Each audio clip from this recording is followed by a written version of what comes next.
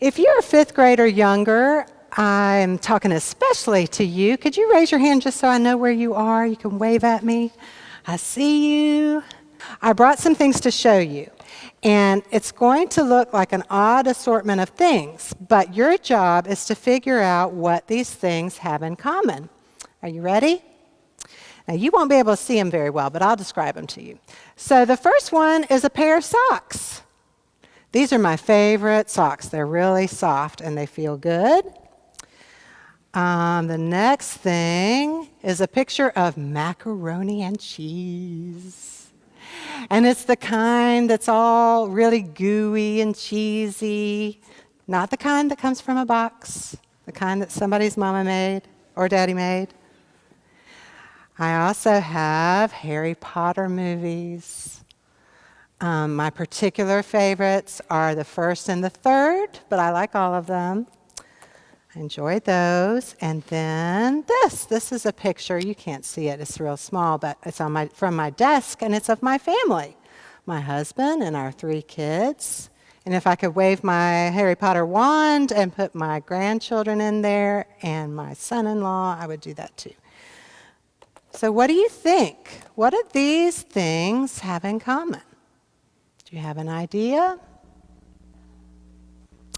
These things are things that in my house we call things that make us feel comfy cozy. Do you ever say that? Comfy cozy? When I'm feeling stressed or I need to have some time to myself and remember that I'm okay and I've got everything I need and everything's going to be all right, I put on my comfy socks and I might eat some macaroni and cheese and I might watch a Harry Potter movie with my family. Those are things that make me feel comfy cozy. Those are things that comfort me. When I was a child, we had what were called annual revivals at our church. I'm sure you had them here as well back in the day. At least every other year, the summer evangelist would come, and the visiting evangelist would spend the whole week teaching us the book of Revelation and end times, just about every other year. They would bring their picture charts that they hung up along the walls of the church sanctuary. They would give us a timeline which was a mix of Revelation, the whole book, and this chapter, 1 Thessalonians 4 and 5. And they would explain with great intensity things like the Great Tribulation and the premillennial or the postmillennials and the raptures. You remember all this, don't you? Am I the only one that had to endure this? You remember the Great Tribulation, that 1,000 years that God was going to let Satan rule on the earth, and everybody had to suffer for 1,000 years, and only the people who could endure after the 1,000 years would get to go to heaven. But the great irony is nobody endures after 1,000 years, and all those people get to go to hell. And then, of course, there were the premillennialists and the postmillennialists who believed that the church was raptured before the 1,000 years so that they didn't have to endure it. And they were the postmillennialists that went, well, that's not really fair. The church is raptured after the millennial and they have to endure all the suffering, but they will be saved, but nobody else will. It wasn't just the visiting evangelists.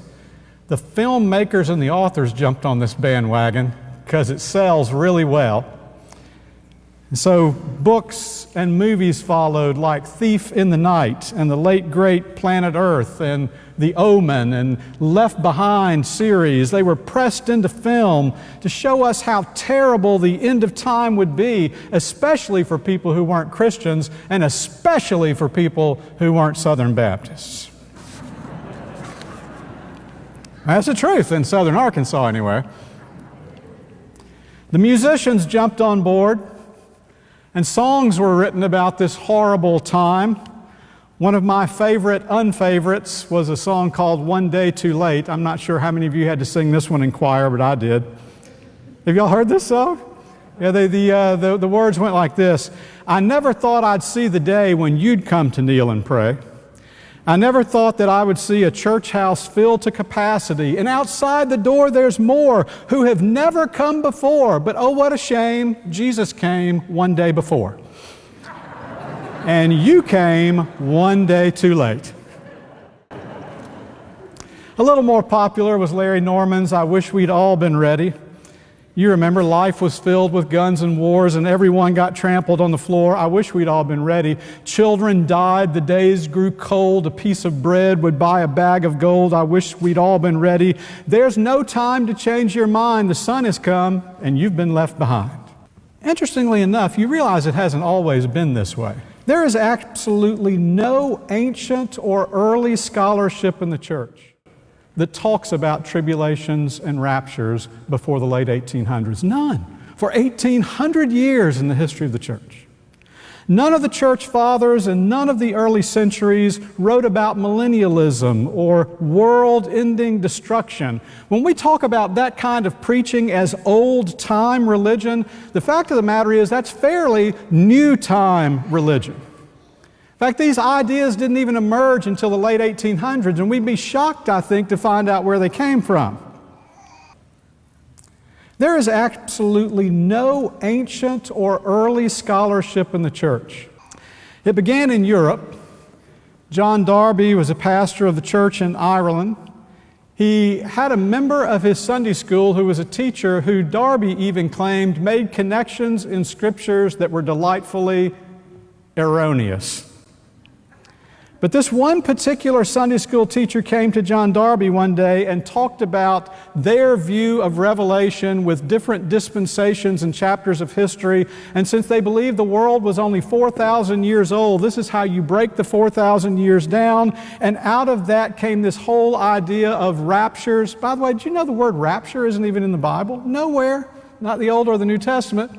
But this idea of churches being raptured in times of suffering and times of peace, it intrigued John Darby so much that he told his pastor friend Cyrus Scofield, and Scofield, who published his notes in a Bible in 1909, wrote the first time this whole idea of tribulation and rapture and dispensations and millennialisms, this whole destructive theology buried in the notes of this Bible, sold 2 million copies before the end of World War II, which makes absolute sense. A destructive theology like that makes sense to a war-torn world that has lost its sense of hope and optimism. But when we hear these, and when I think back about the preaching of my childhood and the way my pastors read 1 Thessalonians and the book of Revelation, the whole theology is built on fear and guilt. And I think if my dad had been alive in 1909 when the Scofield Bible was published, he would have screamed, or at least I hope he would have screamed, "That's not what that's for."